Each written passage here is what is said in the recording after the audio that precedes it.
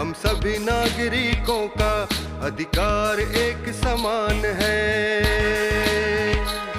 आदिवासी दलित महिलाओं के लिए, शोषित ग्रामीण बेसहारों के लिए झालसा का योगदान है। आओ करें इंसाफ और अपने हक की बात, कानून की बात, कानून की बात, कानून की बात, कानून की बात। जोहार, नमस्कार। कानून की बात में आपके समक्ष फिर हम हाजिर हैं। हमारा मकसद यह है कि विधिक सेवा प्राधिकार के तहत जो सारी सुविधाएं, जो सारी जानकारियां आपको दी जा रही हैं, उसके बारे में आपको अवगत कराएं और बार बार रिपीट करें। आपके राइट्स क्या हैं विभिन्न कानूनों के तहत, और उस राइट्स के तहत आप कैसे यह मानते हुए, यह समझते हुए कि हम कानूनी लड़ाई इसलिए नहीं लड़ सकते हैं कि मुकदमेबाजी तो पैसे वालों का वो है, तो यहाँ मुकदमेबाजी के अलावा भी व्यवस्था है। मध्यस्थता से, लोक अदालतों के माध्यम से, राष्ट्रीय लोक अदालत के माध्यम से, प्री लिटिगेशन के माध्यम से समझौते हो जाते हैं। दूसरे, कहीं भी आप मुसीबत में हैं और कानूनी सहायता की ज़रूरत है तो एक नंबर ज़रूर नोट करिए जो हम हर एपिसोड में स्क्रॉल में चलाते हैं, वो है 15-100 15100। कभी भी ऐसा लगे कानूनी सहायता की तुरंत ज़रूरत है तो आप वहाँ मिल लीजिए। दूसरी बात कि हर जिला अदालत में, और अगर सब डिविजनल अदालत है तो वहाँ भी विधिक सेवा प्राधिकार का दफ्तर है। डिस्ट्रिक्ट में है तो डालसा बोलते हैं, वहाँ जाइए, किसी से पूछिए वो बता देंगे। बोर्ड भी लगा रहता है, वहाँ आप अपनी शिकायतों को बता सकते हैं और वहाँ से ज़रूरी कानूनी परामर्श या सलाह आपको दी जाएगी। कोई खर्चा नहीं है, बिना खर्चे के ये सारी सुविधाएं आप अवेल कर सकते हैं। दूसरे कि कभी कानूनी पेंच में फंस गए या अपने हक के लिए कानूनी लड़ाई लड़नी पड़ी, वैसी स्थिति में आपको विधिक सेवा प्राधिकार अगर खास श्रेणी में आते हैं तो पूरी की पूरी कानूनी परामर्श निःशुल्क, एडवोकेट निःशुल्क, और आपके कानूनी लड़ाई के लिए जो खर्च होगा वो सारी व्यवस्था वो लोग करेंगे। कोर्ट में जो खर्च होगा, इसके लिए भी आपको विधिक सेवा प्राधिकार जाना पड़ेगा। एक और सुविधा है कि डाकिया आपके यहाँ आते हैं, डाकिया के मोबाइल से भी आप भेज सकते हैं। डाकिया कहिए, डाकिया के मोबाइल में एक ऐप है, उस ऐप से विधिक सेवा प्राधिकार को वो परामर्श भेज देंगे। आज हम बात करेंगे देश के नौनिहालों का बच्चों के अधिकार पर।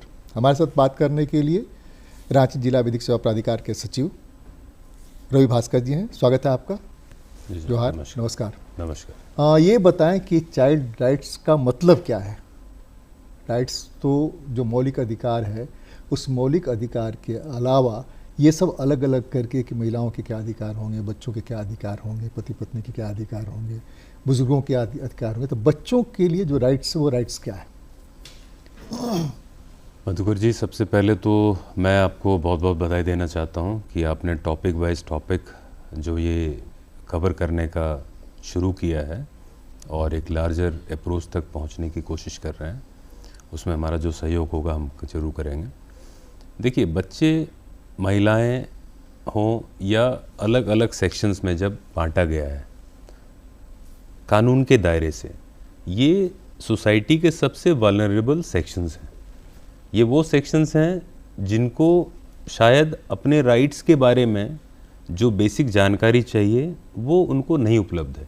इसीलिए उनके लिए गवर्नमेंट ने जो कानून बनाया है, जो वेनाइल जस्टिस केयर एक्ट जो बनाया हुआ है, या आप देखेंगे कि prohibition of child marriage act बनाया हुआ है या चाइल्ड लेबर एक्ट बनाया हुआ है, इनको एक विशेष श्रेणी में लाके इनका बेसिक जो फंडामेंटल राइट है, जिनको मौलिक अधिकार कहते हैं, चाहे वो उसके शिक्षा का अधिकार हो, चाहे इनको बेसिक न्यूट्रिशन का अधिकार हो, तो इन सबको राइट टू लाइफ के तहत सुप्रीम कोर्ट के अलग अलग जजमेंट में कवर किया गया है। नहीं, जैसे कि अपने यहाँ संविधान में धारा अनुच्छेद 21 है, उस 21 में जो मौलिक अधिकार है वो अधिकार है जीने का अधिकार। जीने का अधिकार में एक वर्ड जुड़ा हुआ है, वो है गरिमा के साथ जीने का अधिकार। एब्सोल्युटली। नहीं, जी। ये गरिमा शब्द जो है ना, ये थोड़ा ज़्यादा भारी भरकम है। डिग्निटी, अब डिग्निटी को समझना और समझाना जो शासन प्रशासन है, जो लोग हैं, वो उनके लिए बहुत मुश्किल है। वो समझते हैं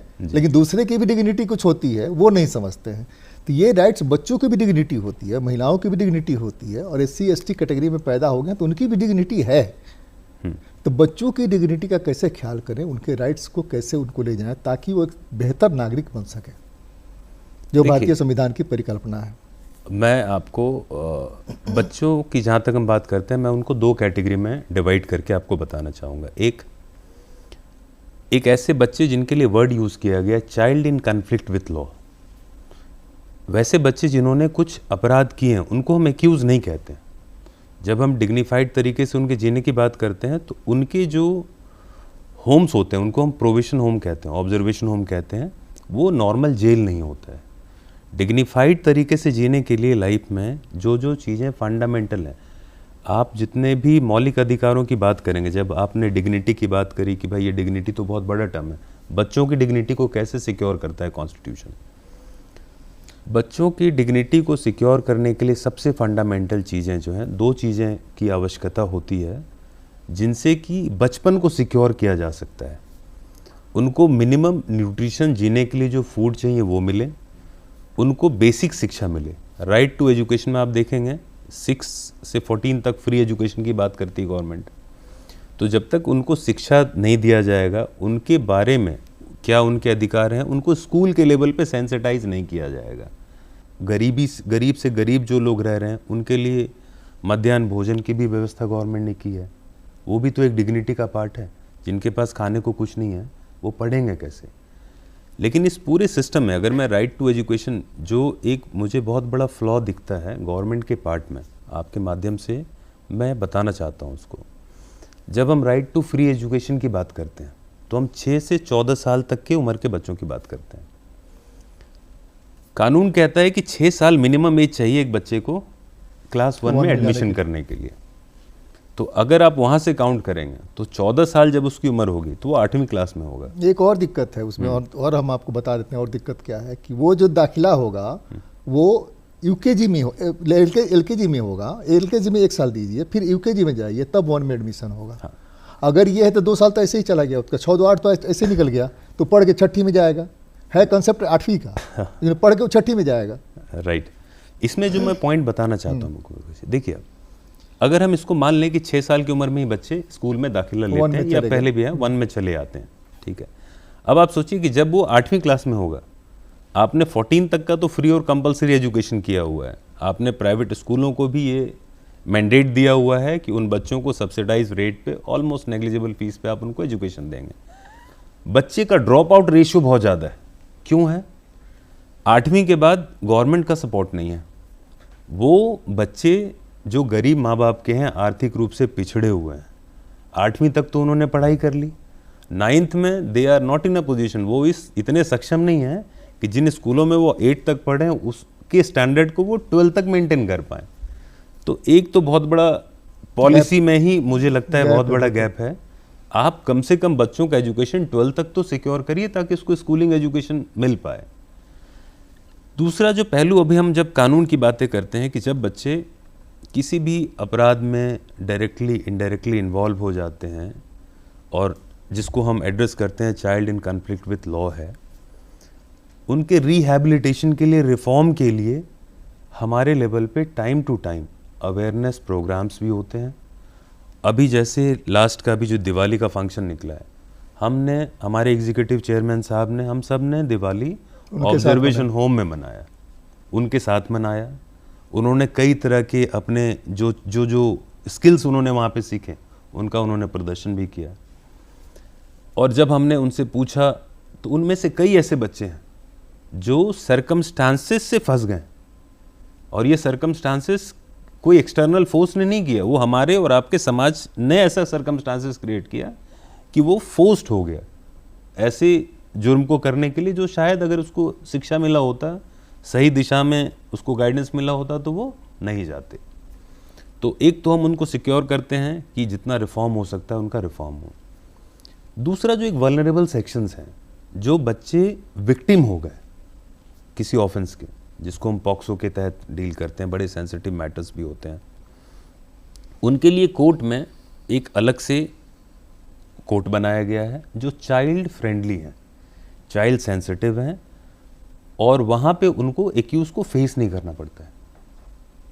तो इस तरह से हम उसकी डिग्निटी बात कह पाते हैं और उनकी पहचान को हम रिवील नहीं करते हैं। ये एक लॉ का ही मैंडेट है। जैसे कि अगर फीमेल के केस में हो तो वैसे भी रिवील नहीं करना है उनके आइडेंटिटी को, बच्चों के केस में भी ये मैंडेट है, हम उसके आइडेंटिटी को रिवील नहीं करते हैं। और जो बेस्ट पॉसिबल हो सकता है, जिससे कि अगर जैसे एक छोटा सा एक एग्जांपल आपको बताता हूँ, अगर किसी बच्चे का बयान दर्ज करना है तो हमारा लॉ का मैंडेट है कि बयान दर्ज करने के लिए जो पुलिस भी जाएगी वो नॉर्मल यूनिफॉर्म में जाएगी, पुलिस के यूनिफॉर्म में नहीं जाएगी। उनके कंफर्ट के जगह पे उनका बयान रिकॉर्ड किया जाएगा, उनके गार्जियन माँ बाप उनके उपस्थिति में। तो कानून का मैंडेट तो है, लेकिन कई जगह पे, जैसे एक एजुकेशन के बारे में मैंने आपको बताया, एक बच्चे को लेकर के 2-3 चीज़ें जो एज ए सेक्रेटरी के तौर पे मैंने फेस किया है वो मैं आपको बताता हूँ कि जब हम बात करते हैं कानून की कि कानून से हम कैसे प्रोटेक्ट कर सकते हैं, लेकिन एक बहुत बड़ा दूसरा एरिया है कि सोशली उसका अपग्रेडेशन कैसे होगा, सोशली उसको सेफ कैसे रखेंगे, और सोशली हम उनको वो मिनिमम बेसिक चीज़ें कैसे दें जिससे कि वो डिग्निफाइड तरीके से अपनी लाइफ को जी पाएँ। हम थोड़ा सा आ रहे हैं, इसी को थोड़ा सा आप विस्तार दीजिएगा। झारखंड के कंसेप्ट में अगर हम देखें, झारखंड को फोकस करके देखें तो झारखंड में सबसे ज़्यादा एनेमिक बच्चे हैं, सबसे ज़्यादा एनेमिक महिलाएं हैं, सबसे ज़्यादा कुपोषित महिलाएं हैं, सबसे ज़्यादा कुपोषित बच्चे हैं, जबकि पिछले 50 सालों से आंगनबाड़ी और इस तरह की योजनाएं चल रही हैं और सारा कुछ चल रहा है। पहली बात। दूसरी बात ये कि झारखंड के कंसेप्ट में खास करके आप संथाल पन्ना के इलाके में चले जाएं तो सबसे ज़्यादा एकल महिलाएं मिलेंगी और सबसे ज़्यादा ऑर्फन बच्चे मिलेंगे जिसके बाप ने त्याग दिया है। अब माँ के पास यह कैपेसिटी नहीं है कि माँ उसको पढ़ा सके। यह बात ठीक है कि आंगनबाड़ी की व्यवस्था, यह बात ठीक है कि बीपीएल में उसको प्राइवेट स्कूल में, लेकिन माँ के पास वो हैसियत ही नहीं है, ना माँ को वो जानकारी है। उस तरह के बच्चों को भी आप बताएं कि उनको जो लीगल राइट्स है, उस लीगल राइट्स में कहाँ आता है जहाँ पढ़ने के लिए उनकी व्यवस्था हो सकती है। माँ बाप में तलाक हो गया, जो संथाल पन्ना कंसेप्ट में कह रहा हूँ, माँ बाप में तलाक नहीं हुआ, वहाँ तो मैंने कुछ दिन रहे साथ में, फिर अलग हो गए। आपके खूंटी में ये बड़ी संख्या में केस है, ढुकू प्रथा, उसमें बच्चे हो गए। अब तो उन बच्चों का क्या होगा, उन बच्चों को कैसे डील करें? इसीलिए आप देखिएगा झारखंड के कंसेप्ट में यह भी है कि यहाँ सबसे ज़्यादा बच्चे स्कूल गोइंग नहीं है। पहला तो अभी कल ही परसों छपा है कि आधार ही नहीं बना उनका। आधार बनेगा कैसे? बाप देगा अपना वो कागज तब ना आधार बनेगा, उसको कैसे करें? देखिए, इसके संदर्भ में मैं आपको एक अभी केस स्टडी बताता हूँ। जून के मंथ में सुप्रीम कोर्ट से एक गाइडलाइन आया, वो कैंपेन का नाम साथी कैंपेन था। उस साथी कैंपेन के तहत क्या था कि हमें निराश्रित बच्चों को आइडेंटिफाई करना था पहले फेज में, और वो ब्लॉक लेवल, विलेज लेवल तक करना था हमें। निराश्रित का उन्होंने डेफिनेशन दिया हुआ था ऑनरेबल कोर्ट ने, जरूरी नहीं है कि उनके माँ बाप की डेथ हो गई हो, अनाथ तो एक लिमिटेड कैटेगरी होगा, जरूरी नहीं है कि वो रोड पे ही मिले, हो सकता है कि वो अपने किसी रिलेटिव के पास भी हो सकता है कि माँ बाप अलग हो गए। यहाँ एक प्रथा है, उस प्रथा में अमीर जो पड़ीदार है या अमीर रिलेटिव जो है वो बच्चे को अपने यहाँ रख लेता है, उसका गाय भैंस चराएगा। अभी मैं उस पर भी आ रहा हूँ। हाँ। तो जब हमने डेस्ट्यूट बच्चे को, निराश्रित बच्चे का हमने आइडेंटिफिकेशन शुरू किया, टाइमलाइन फिक्स था कि सबसे पहले क्या करना, उनको आइडेंटिफाई करना है। आइडेंटिफाई करने के बाद 3 चीज़ें करनी थी। पहला, जो भी आपने बताया कि आधार नहीं है उसका, जिन बच्चों का आधार कार्ड नहीं है उनका आधार कार्ड बनवाना है, जन्म प्रमाण पत्र नहीं है जन्म प्रमाण पत्र बनाना है। दूसरा, अगर मैलन्यूट्रिस है या किसी बीमारी से पीड़ित है तो उनका प्रॉपर इलाज कराना है। एंड थर्ड, जो सोशल वेलफेयर स्कीम्स हैं उनसे उन बच्चों को मेन स्ट्रीम में लाना है। 3 फेज में था, लगभग 3-3.5 महीने का टाइम हमें मिला। हमने ब्लॉक स्तर पे बच्चों का आइडेंटिफिकेशन शुरू किया। ऑलमोस्ट 1500 बच्चे रांची में, और ये मैं तब बता रहा हूँ कि जब ये कैंपेन एग्जॉस्टिवली हम शायद नहीं कर पाए। आई एम नॉट सेइंग कि पूरा एग्जॉस्टिव था, क्योंकि जितना टाइम लिमिट था उसमें एडमिनिस्ट्रेशन से कोलैबोरेट करके विलेज लेवल पे जाना वो प्रैक्टिकली पॉसिबल नहीं था। हमने ब्लॉक को क्लब किया तो ये डेटा आया, लगभग 1500 डेटा आए। अब प्रॉब्लम कहाँ पे आ रही है? गवर्नमेंट के सारे अथॉरिटी से सुप्रीम कोर्ट ने एक टीम बनाया हुआ था, ऑलरेडी टीम डिसाइडेड थी कि उसमें आधार के भी लोग होंगे, एग्जीक्यूटिव साइड से भी होंगे, all the member, and it was being led by me as a secretary DLSA.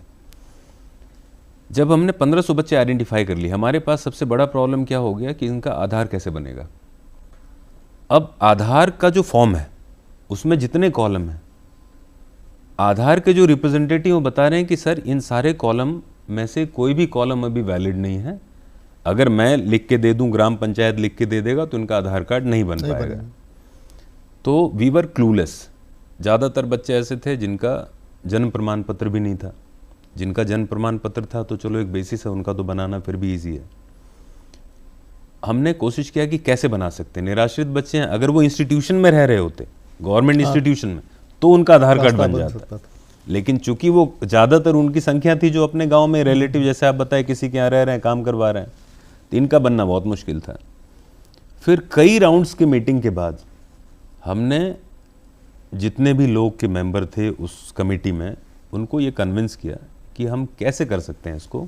तो एक रास्ता निकल के आया कि जितने बच्चे हैं इनको, जो इंस्टीट्यूशन में कभी कभी आते हैं, कुछ ओपन शेल्टर है जहाँ पे बच्चे आते हैं, विजिट करते हैं, चले जाते हैं, और सब ने मिलकर रिजोल्यूशन किया कि उन बच्चों को हम 2 लेवल पे वेरिफिकेशन कराएंगे। एक तो विलेज लेवल पे वेरिफिकेशन का काम मुखिया का होगा, सरपंच का होगा, जो उसको जानता है पर्सनली। उस वेरिफिकेशन के बाद वो वेरिफिकेशन को हम अपने पीएलवी के माध्यम से सर्टिफाई करेंगे कि जेन्युइन है, और उसके बाद हम सब ने 2 लोगों को, जो सुपरिटेंडेंट बालाश्रय हैं और जो सुपरिटेंडेंट प्रेमाश्रय हैं, जो लड़कियों के लिए है, और बालाश्रय जो लड़कों के लिए है, उन्होंने आइडेंटिफाई किया उनको, क्योंकि वो भी हमारे साथ कैंपेन में थे। मैंने कहा आप कैंपेन में थे, हम जाके मिले हैं, तब जाके अभी तक हमने लगभग 450 बच्चों का ही बनवा पाए हैं।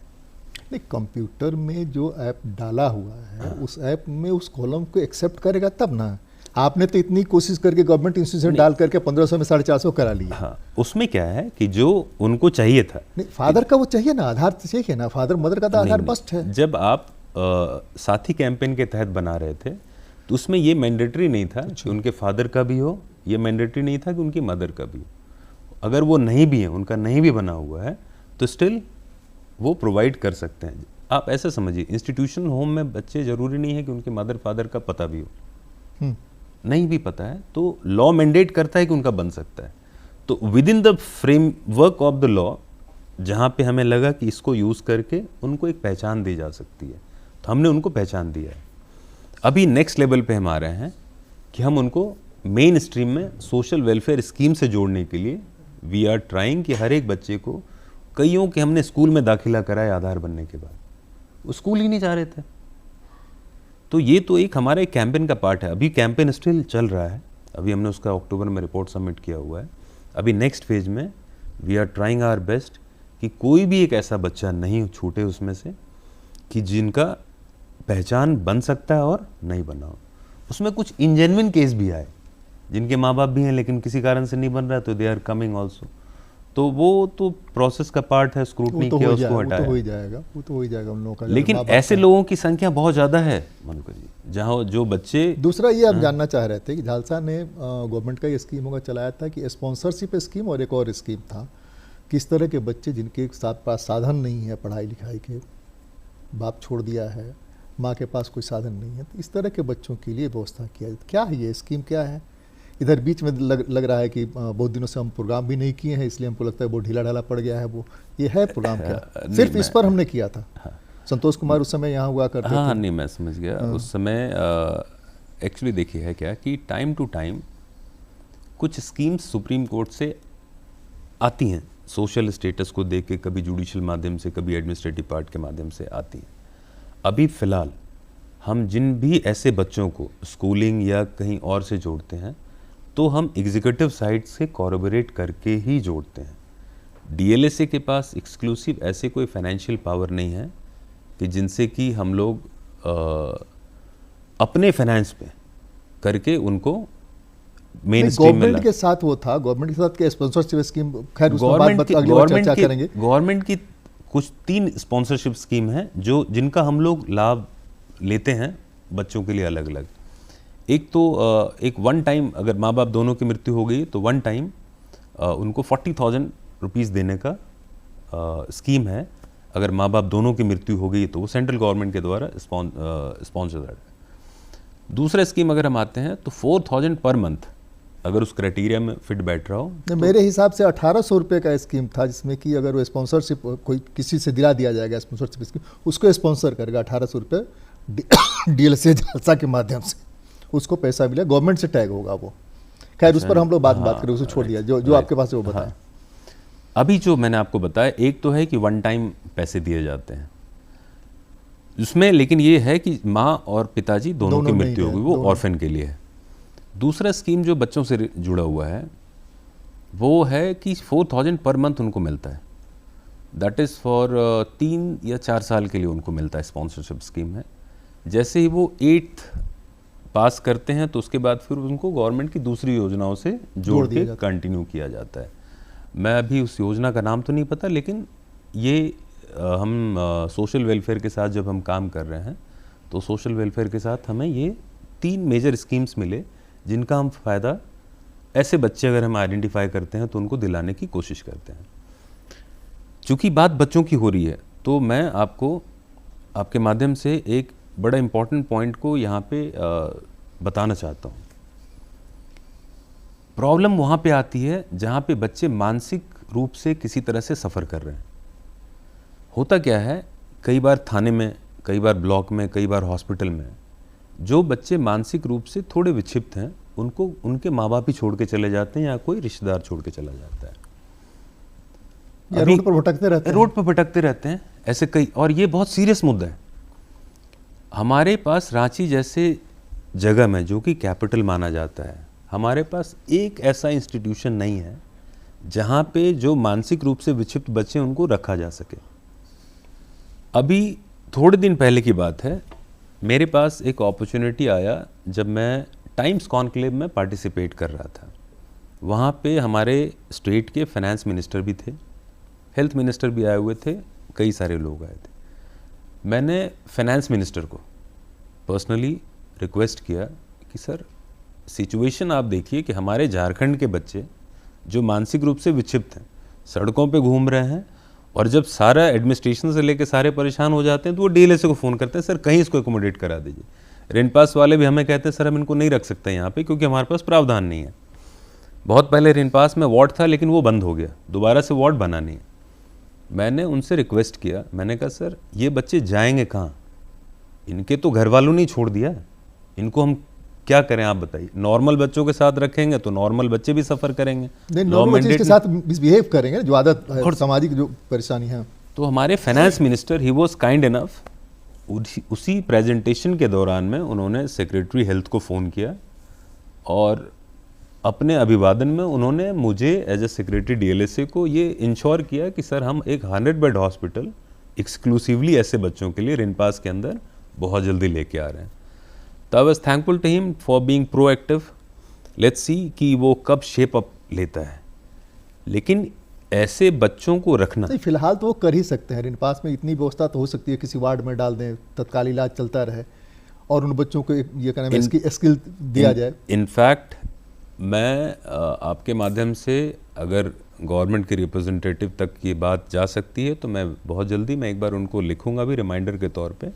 लेकिन मेरी रिनपास के जब डायरेक्टर साहब से बात हुई तो मुझे पता चला कि पहले यहाँ पे बच्चों का वार्ड हुआ करता हमको पता है, ठीक है, लेकिन इन द प्रोसेस वो बंद हो गया। अब क्या टेक्निकल कारण से बंद कर दिया, पैसा चाहिए ना उसके लिए, बजट जब तक एलोकेट नहीं करेंगे बजट का पैसा नहीं जाएगा। दूसरे की उसके लिए चाइल्ड स्पेशलिस्ट चाहिए, साइकोलॉजिस्ट, साइकेट्रिस्ट, सब अलग चाहिए। राइट, ये बहुत सारी चीजें हैं ना। देखिए अगर एक वेलफेयर स्टेट, समय हमारा खत्म हो रहा है और ये चाइल्ड्स जो है ना, नौनिहाल हैं, उनके लिए बहुत सारा समय चाहिए। तो आज का समय तो बस इतना ही, लेकिन इस मामले को हम आगे भी अगले एपिसोड में बात करेंगे कि उनके क्या क्या राइट्स और कैसे अवेल कर सकते हैं, उनको क्या करना पड़ेगा, वेलफेयर से क्या मिलेगा, डीसी साहब के यहाँ से क्या मिलेगा, सेक्रेटरी साहब के यहाँ से क्या मिलेगा, कहाँ से कैसे वो जुड़ें अपनी बात ले जाए, ताकि उनको उनके अधिकार के मुताबिक वेलफेयर के जितने स्कीम है सब वो मिल सके और वो भी एक बेहतर नागरिक बन सके। कानून की बात में आज तो बस इतना ही। अगली बार मिलते हैं, किसी और मुद्दे पर चर्चा करते हैं। जोहार, नमस्कार, थैंक यू, धन्यवाद।